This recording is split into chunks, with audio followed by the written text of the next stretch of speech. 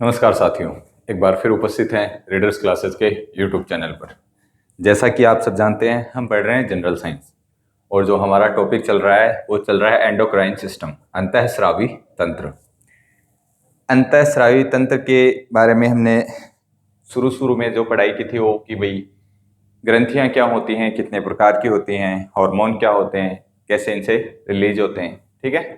ग्रंथियों की परिभाषा मैंने क्या बताई थी कि कोशिकाओं का ऐसा समूह जो तरल पदार्थों का स्रावण करता है, नोन एज ग्लैंड्स। ग्रंथियों के बारे में इतना हमने डिस्कस किया था। और हॉर्मोन्स की क्या परिभाषा बताई थी कि हॉर्मोन्स का प्रमुख कार्य क्या होता है, स्टिमुलेट करना, किसी चीज को उद्दीप्तन करना, प्रारंभ करने में सहायक होते हैं। तो स्टेटमेंट आते हैं कुछ एग्जाम में हॉर्मोन्स के बारे में कि हॉर्मोन हमारे शरीर में कैसे कार्य करते हैं, किन सब चीज़ों के लिए रेस्पॉन्सिबल होते हैं। और प्रमुख ग्रंथियों के बारे में बताए थे कि 9 प्रमुख ग्रंथियां हैं हमारे शरीर में पाई जाने वाली। तो उसमें हमने पहली जो ग्रंथि थी पीनियल ग्रंथि, उसके बारे में थोड़ा पढ़ा था। पीनियल ग्रंथि 9 हार्मोन को रिलीज करती है, 8-9 हार्मोन रिलीज करती है, उनके बारे में हम पढ़ रहे थे। तो कल की क्लास में मैंने आपको प्रमुख 3 हार्मोन के बारे में, 4 हार्मोन के बारे में बताया था। ऑक्सीटोसिन, उसके बाद प्रोलेक्टिन, उसके बाद ग्रोथ हार्मोन और उसके बाद में लुटिनाइजिंग एंटी डायूरेटिक हार्मोन। आज जो हम पढ़ेंगे वो पढ़ेंगे बचे हुए जो हार्मोन्स है उनके बारे में। ठीक है, यहां तक क्लियर है? हर बार एग्जाम में क्वेश्चन बनता है पेनियल ग्रंथि से, तो थोड़ा ध्यान रखिएगा।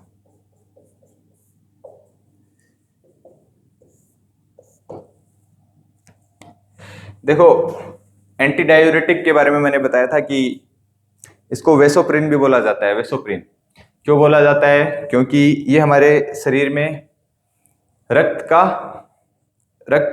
दाब का नियमन करता है, ब्लड प्रेशर को कंट्रोल रखता है, इस वजह से।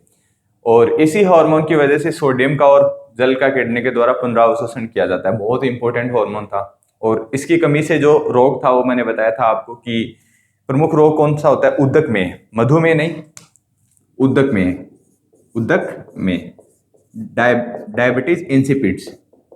2 होते हैं डायबिटीज, एक होता है डायबिटीज एनिलिड्स और एक डायबिटीज इंसिपिड्स। तो उदक में रोग, इसमें होता क्या है, रोगी को बार बार पेशाब आता है। आपने देखा होगा कभी कि कई पेशेंट ऐसे होते हैं जो अपने यूरिन पे कंट्रोल नहीं रख पाते हैं, उन्हें बार बार वॉशरूम यूज करना होता है। ठीक है, उनमें कौन से हार्मोन की कमी की वजह से ऐसा होता है? एडीएच, एंटी डायूरेटिक हार्मोन की वजह से, एडीएच हार्मोन की वजह से। ध्यान रखना, आपसे एग्जाम में बस इतना पूछा जाएगा कि निम्न में से उदक में रोग का प्रमुख कारण है प्रोलेक्टिन हार्मोन की कमी की वजह से, एडीएच हार्मोन की कमी की वजह से, या फिर और जैसे आपको दे देंगे ल्यूटिनाइजिंग हार्मोन, ऑक्सीटोसिन हार्मोन, इनकी वजह से। तो एडीएच की कमी से होने वाला प्रमुख रोग उदक में। जबकि इंसुलिन का प्रॉपर स्त्रावण नहीं होता हमारे शरीर में, अगर इंसुलिन प्रॉपर रिलीज नहीं होता तो उसकी कमी से होने वाला प्रमुख रोग कौन सा है? मधुमेह, जिसको रूटीन डेली लैंग्वेज में और आम भाषा में क्या बोला जाता है? शुगर की बीमारी। ठीक है, तो इंसुलिन की कमी से मधुमेह, ये बस छोटा सा डिफरेंस है, ध्यान रखना आप इसको। मधुमेह होता है इंसुलिन की कमी से। आगे पढ़ाएंगे आपको इंसुलिन क्या होता है, कैसे इसका निर्माण होता है, किसने खोज की थी, किसने इसका टीका बनाया था। ठीक है, अब स्टार्ट करते हैं नेक्स्ट हार्मोन। नेक्स्ट जो हार्मोन है वो है ल्यूटिनाइजिंग हार्मोन। ल्यूटिनाइजिंग हार्मोन का प्रमुख कार्य क्या होता है? देखो, ल्यूटिनाइजिंग हार्मोन को एलएच, एलएच का मतलब हो जाएगा ल्यूटिनाइजिंग हार्मोन, ल्यूटिनाइजिंग हार्मोन। जैसे महिलाओं में मीनारकी होती है तो प्रति माह क्या है, एक अंडाणु का निर्माण होता है महिला में, और पुरुषों में क्या होता है? शुक्राणु का निर्माण होता है। एक अंडाणु के बारे में मैंने आपको बताया था कि मनुष्य की जो सबसे बड़ी कोशिका है शरीर की वो अंडाणु है, और सबसे बड़ी जो कोशिका है, सबसे छोटी कोशिका है वो शुक्राणु है। ठीक है, अंडाणु और शुक्राणु के निषेचन से, फर्टिलाइजेशन से ही प्रजनन संभव है। जब हम प्रजनन तंत्र पढ़ेंगे उसके अंदर डिस्कस करेंगे कि कैसे अंडाणु का शुक्राणु से मिलन होता है, और कैसे एक कोशिका 2 में बन जाती है, 2 5 में, 5 10 में, और फिर मनुष्य का शरीर तैयार होता है।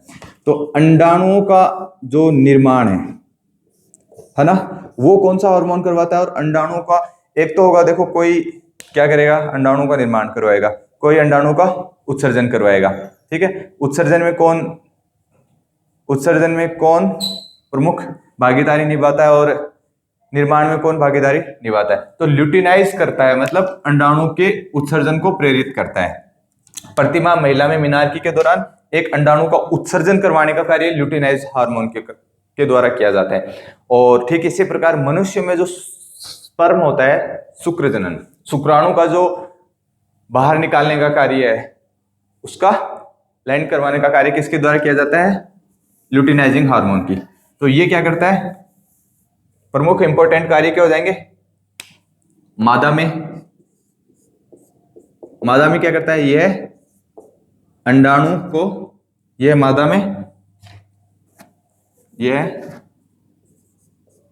मादा में अंडोत्सर्ग को प्रेरित करता है, अंडोत्सर्ग को प्रेरित करता है। यहां तक क्लियर है। तो अंडोत्सर्ग का प्रेरण मतलब रिलीज करवाने का कार्य किसके द्वारा, ल्यूटिनाइज हार्मोन के द्वारा। और पुरुषों में ल्यूटिनाइजिंग हार्मोन का क्या कार्य होता है, शुक्रजनन को, शुक्राणुओं के उत्सर्जन को, शुक्राणुओं के उत्सर्जन को प्रेरित करता है, ठीक है। अब देखो कई बार क्या होता है, व्यक्ति गर्भ नहीं चाहता, जैसे किसी को डिलीवरी, अभी बच्चा नहीं चाहिए, ठीक है, तो कई महिलाएं क्या होती हैं, ओसीपी की गोलियां लेती हैं, पिल्स लेती हैं, उससे क्या होता है, तत्कालीन समय में उनकी डिलीवरी, प्रेगनेंसी नहीं होती है, ठीक है, प्रेगनेंसी नहीं होती है, तो वो गोलियां क्या करती हैं, इस हार्मोन की। अब अगर महिलाओं में अंडाणु का ही उत्सर्जन नहीं होगा तो फिर अंडाणु के उत्सर्जन से क्या, गर्भाधारण नहीं होगा, बच्चे का जन्म नहीं होगा। तो जो महिलाएं गोली लेती हैं, पिल्स लेती हैं, ठीक है, उसके बारे में भी आपको आगे बताया जाएगा। प्रमुख ओसीपी गर्भ निरोधक गोलियां कौन सी होती हैं, तो उनको क्या बोला जाता है, ओसीपी। क्या बोला जाता है, ओसीपी, ओरल, मुख से लेने वाली गोलियां, मुख के द्वारा ली जाने वाली गोलियां। कॉन्ट्रासेप्टिव मतलब विरोधाभासी, किसका विरोधाभास करेंगे, अंडोत्सर्ग के उत्सर्जन का। और पिल्स यानी गोली, ओरल कॉन्ट्रासेप्टिव पिल, ओसीपी। ये एग्जाम में एक बार पूछा गया था, आईएएस के एग्जाम में पूछा गया था कि ओसीपी पिल्स किसके उत्सर्जन को रोकती हैं, शुक्राणु के उत्सर्जन को, अंडाणु के उत्सर्जन को, ल्यूटिनाइजिंग हार्मोन के उत्सर्जन को, या एलएसएच एफएसएच हार्मोन के उत्सर्जन को। तो ध्यान रखना कि जो महिलाओं के द्वारा ले जाने वाली गोलियां हैं, जिनको ओसीपी बोला जाता है, ओरल कॉन्ट्रासेप्टिव पिल्स, वो क्या करती हैं, ल्यूटिनाइजिंग हार्मोन के अंदर अंडोत्सर्ग के उत्सर्जन को रोकती हैं, ठीक है।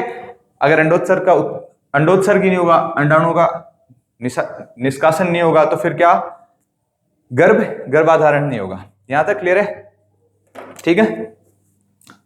तो एग्जाम में पूछा जाता है, लाइन में लिखा देता हूं कि ओसीपी गोलियां इस हार्मोन के उत्सर्जन को रोकती है। यहां तक क्लियर है।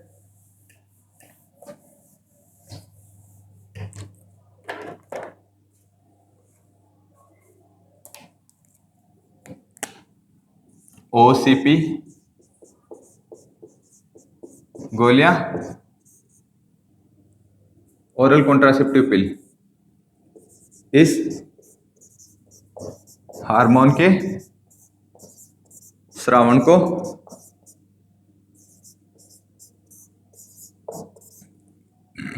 रोकती है, ठीक है। इसके बाद जो नेक्स्ट हार्मोन है वो है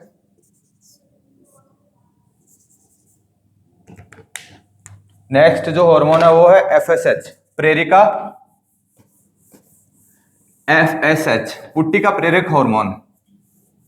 इस हार्मोन का क्या कार्य होता है, देखो जैसे ल्यूटिनाइजिंग हार्मोन था, ल्यूटिनाइजिंग हार्मोन का प्रमुख कार्य क्या था कि अंडोत्सर्ग और शुक्रोत्सर्ग को प्रेरित करता है, जबकि ये क्या करता है, इसका प्रमुख कार्य है कि मादा में एफएसएच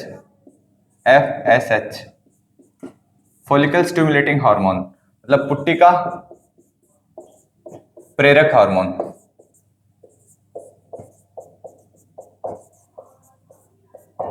ये क्या करता है, इसका कार्य होता है महिलाओं में तो अंडाणु के निर्माण को प्रेरण करना, निर्माण को प्रेरित करता है, जबकि पुरुषों में क्या करता है, शुक्राणु के निर्माण को प्रेरित करता है। शुक्राणु को एक तो उत्सर्जित करवाता है ल्यूटिनाइजिंग हार्मोन, जबकि निर्माण कौन करवाता है, एफएसएच।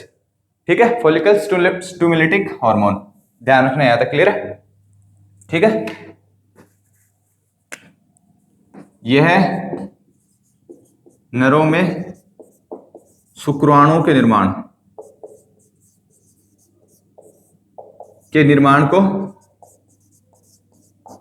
को प्रेरित करता है नरों में तो, जबकि मादाओं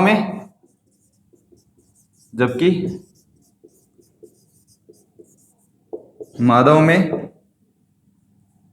अंडाणुओं के निर्माण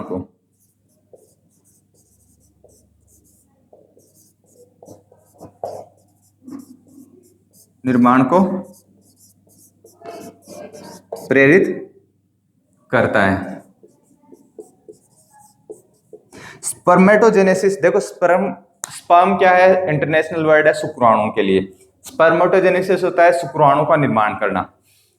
अब देखो शुक्राणु के बारे में हम पढ़ेंगे जब निषेचन पढ़ेंगे, फर्टिलाइजेशन और प्रजनन तंत्र पढ़ेंगे, तो 3 तरह की सेल होती हैं शुक्राणु के लिए, शुक्राणु और अंडाणु का। एक तो होता है ल्यूटिनाइजिंग सेल, ठीक है, एक होता है सर्टोली सेल, एक होता है लैंडिंग सेल। ल्यूटिनाइजिंग सेल तो क्या करता है, सेल क्या करती है, शुक्राणु के निर्माण को प्रेरित। सर्टोली सेल्स क्या करती हैं, सर्टोली कोशिकाएं शुक्राणु को क्या पोषण प्रदान करती हैं, जबकि लैंडिंग सेल्स क्या होती है, शुक्राणु को निर्माण करवाती हैं, शुक्राणु को लैंड करवाती हैं, बाहर निकालती हैं। स्पर्म का बाहर निकालने का कार्य लैंडिंग सेल का, सर्टोली सेल का स्पर्म को पोषण प्रदान करना, ठीक है। और लैंडिंग सेल का क्या कार्य होता है, उनका लैंड करवाना, मतलब बाहर निकलवाना, निष्कासन के लिए। और उसके लिए जो हार्मोन रेस्पॉन्सिबल होते हैं वो कौन से होते हैं, एफएसएच और एलएच हार्मोन, ठीक है, फॉलिकल स्टिमुलेटिंग हार्मोन और ल्यूटिनाइजिंग हार्मोन, ठीक है। यहां तक क्लियर है? ये प्रमुख क्या थे, हार्मोन थे। 6 हार्मोन अभी अपन ने पढ़ लिए हैं। कौन से हार्मोन पढ़ लिए हैं 6? जो पीनियल ग्लैंड, पीयूष ग्रंथि के द्वारा निष्कासित किए जाते हैं। अब देखो, चूंकि एलएच और एफएसएच हार्मोन, इन दोनों के अंदर किसका कार्य हो रहा है, प्रजनन तंत्र से संबंधित, ठीक है, मनुष्य के जननांगों से संबंधित, तो इनको सम्मिलित रूप से क्या गोनेड्स बोला जाता है। महिला और पुरुषों के जननांग को सम्मिलित रूप से गोनेड्स बोला जाता है। तो इन दोनों हार्मोनों को गोनेडोट्रोपिक हार्मोन भी बोला जाता है। एक बारी एग्जाम में ये भी क्वेश्चन पूछा गया था, निम्न में से गोनेडोट्रोपिक हार्मोन कौन कौन से हैं, तो एलएच और एफएसएच को सम्मिलित रूप से गोनेडोट्रोपिक हार्मोन बोला जाता है। ये बात भी आप ध्यान रखना, ठीक है। क्यों बोला है गोनेडो, सम्मिलित रूप से दोनों महिला और पुरुष के दोनों जननांगों को बोला जाता है गोनेड्स, ठीक है। ये बात आप ध्यान रखना कि एलएच हार्मोन व एफएसएच हार्मोन को सम्मिलित रूप से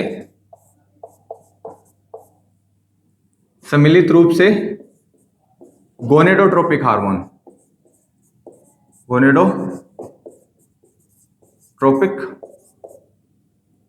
गोनेड्स तो हो गया दोनों के सम्मिलित रूप से जननांग, ट्रोपिक का मतलब होता है ग्रो करना, ठीक है। हार्मोन की मैंने आपको परिभाषा बताई दी, ठीक है। तो नाम से जैसे सारी चीजें क्लियर होती है। गोनेडोट्रोपिक हार्मोन किसको बोलेंगे, एलएच और एफएसएच को। एलएच का कार्य क्या होता है, अंडाणु और शुक्राणु के उत्सर्जन को प्रेरित करना, जबकि एसएच का क्या कार्य होता है कि अंडाणु और शुक्राणु के निर्माण का प्रेरण करना। यहां तक क्लियर है? अब हार्मोन के बारे में मैंने आपको बताया था लास्ट क्लास में बहुत अच्छे से कि हार्मोन कैसे कार्य करते हैं, स्टिमुलेट करते हैं, किसी भी चीज को उद्दीपित करते हैं, कैसे कार्यस्थल पे पहुंचते हैं, रक्त के द्वारा पहुंचते हैं, स्रावण किसके द्वारा, कोशिकाओं के द्वारा होता है, ठीक है, और कार्यस्थल पर पहुंचने के बाद नष्ट हो जाते हैं।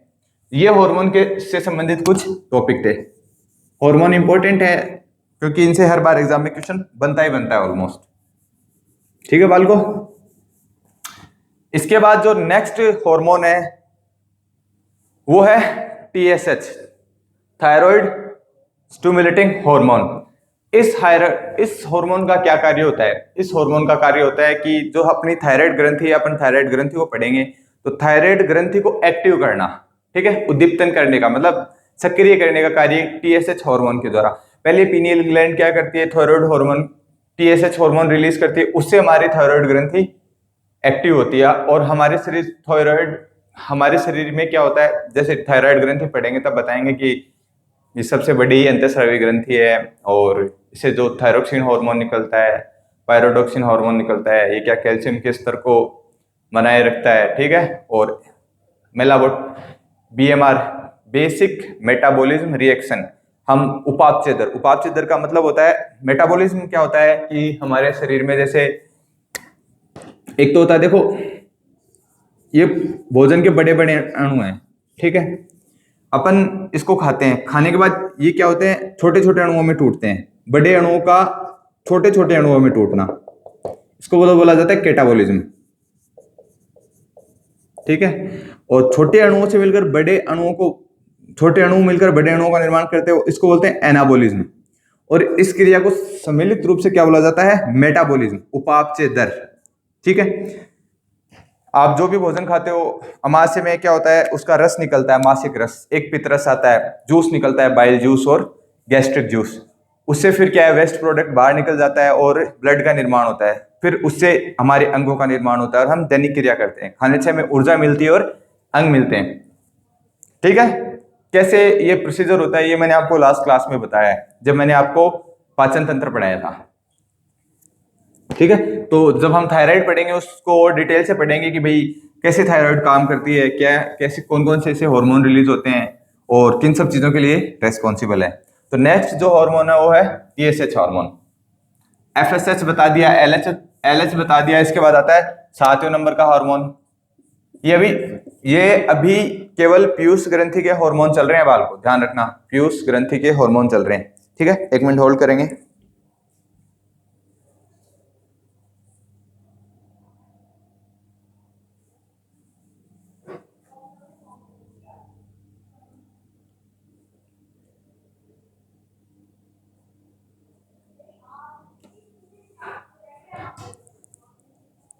इसको क्या बोलते हैं? TSH, thyroid stimulating hormone, thyroid stimulating hormone.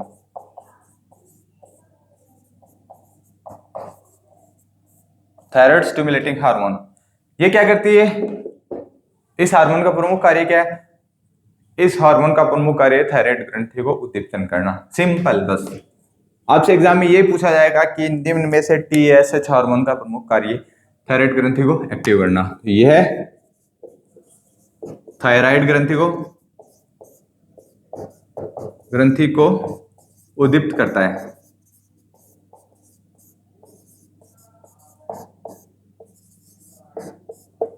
ठीक है। इसके बाद में 8वें नंबर का हार्मोन आता है। कौन सा हार्मोन आता है? ACTH। इसको बोलते हैं एड्रिनो कार्टियो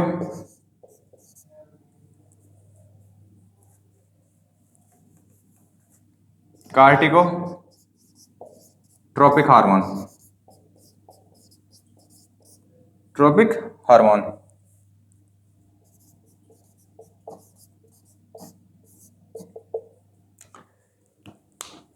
देखो जैसे नाम से क्लियर है, एड्रिनल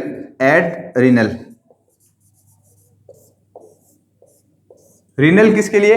किडनी के लिए। एड का मतलब जुड़ गई, एड्रिनल। तो रीनल ग्रंथि के ऊपर जो जुड़ी उसको एड्रिनल ग्रंथि, ठीक है। 2 होती है किडनी से संबंधित। तो एड्रिनोकार्टिकोट्रोपिक हार्मोन, इस हार्मोन का क्या कार्य होता है? इस हार्मोन का कार्य होता है एड्रिनल ग्रंथि को उद्दीप्तन करना, एक्टिव करना। एड्रिनल ग्रंथि का प्रमुख जो कार्य है वो अपने एड्रिनल ग्रंथि में पढ़ेंगे, उसमें कॉर्टेक्स और मेडुलेटा दो प्रमुख भाग पाए जाते हैं, उनके अलग अलग कार्य होते हैं। एड्रिनल ग्रंथि कैसे कार्य करती है तो हम एड्रिनल ग्रंथि में पढ़ेंगे। बाकी एड्रिनल ग्रंथि को एक्टिव करने का कार्य ACTH एड्रेनोकार्टिकोट्रोपिक हार्मोन के द्वारा किया जाता है। तो ये आप ध्यान रखना, ठीक है।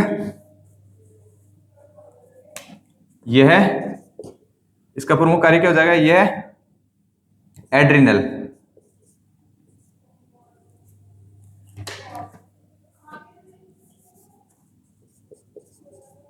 एड्रिनल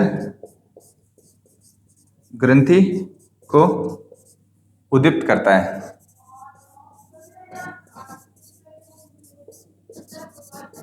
ठीक है। और इसके बाद आता है मेलेनोसाइट स्टिमुलेटिंग हार्मोन। देखो, एक होता है मेलामिन, एक होता है मिलेटोनिन। मेलामिन और मिलेटोनिन,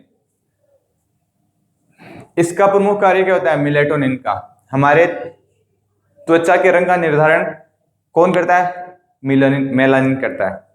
तो मिलेटोसाइट हार्मोन का प्रमुख कार्य क्या होता है, त्वचा के रंग का निर्धारण करना। वे मनुष्य जिनमें त्वचा बहुत ही ज्यादा गोरी होती है उनमें क्या होता है, मेलामिन कम पाया जाता है, ठीक है। मेलामिन कम पाए जाने के पिगमेंट, मेलामिन वर्णक कम पाए जाने के कारण, मेलामिन पिगमेंट कम पाए जाने के कारण उनकी त्वचा फेयर होती है, और जो जिनका कलर ज्यादा डार्क होता है उनमें मेलामिन अधिक पाया जाता है, ठीक है। तो मेलानोसाइट हार्मोन का प्रमुख कार्य क्या होता है, त्वचा के रंग का निर्धारण करना। अगला हार्मोन कौन सा है, MSH melanocyte stimulating hormone. Stimulate का कार्य होता है, का अर्थ होता है किसी चीज को उद्दीप्त करना।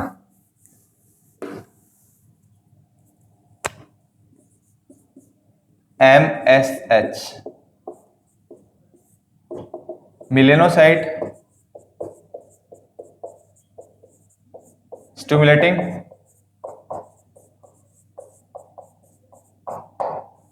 हार्मोन, यह है त्वचा के रंग का निर्धारण करता है।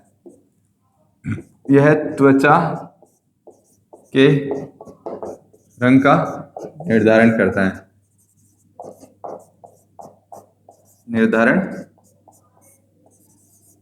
करता है। तो ये प्रमुख हार्मोन्स हैं जो पीनियल ग्रंथि, पीयूष ग्रंथि के द्वारा स्रावित किए जाते हैं।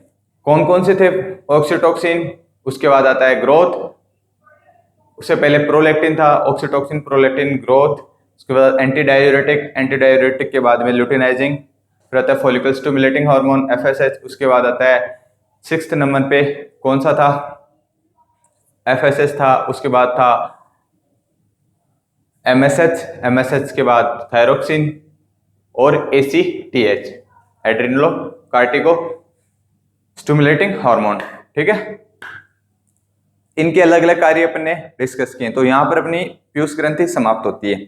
इसके बाद अपनी प्रमुख ग्रंथियां हैं जो बची हुई हैं, thyroid, parathyroid, thymus, pancreas, adrenal, ovary और टेस्टिस। देखिए, मेरे ख्याल से इससे हर बार एग्जाम में क्वेश्चन पूछा जाता है, तो आपको पीनियल ग्रंथि तो अच्छे से पढ़नी ही चाहिए। बाकी जो नेक्स्ट ग्रंथियां हैं उनके बारे में, जैसे थायराइड से भी क्वेश्चन पूछा जाता है, एड्रिनल से पूछा जाता है, ओवेरी और टेस्टिस से तो कम क्वेश्चन बनते हैं। बाकी थायराइड से, पैराथायराइड से, एड्रिनल से, पेनक्रियाज से और थाइमस से हर बार क्वेश्चन बनता है। तो इनको हम नेक्स्ट क्लास में डिस्कस करेंगे। आज के लिए इतना ही काफी है। Thank you, good day.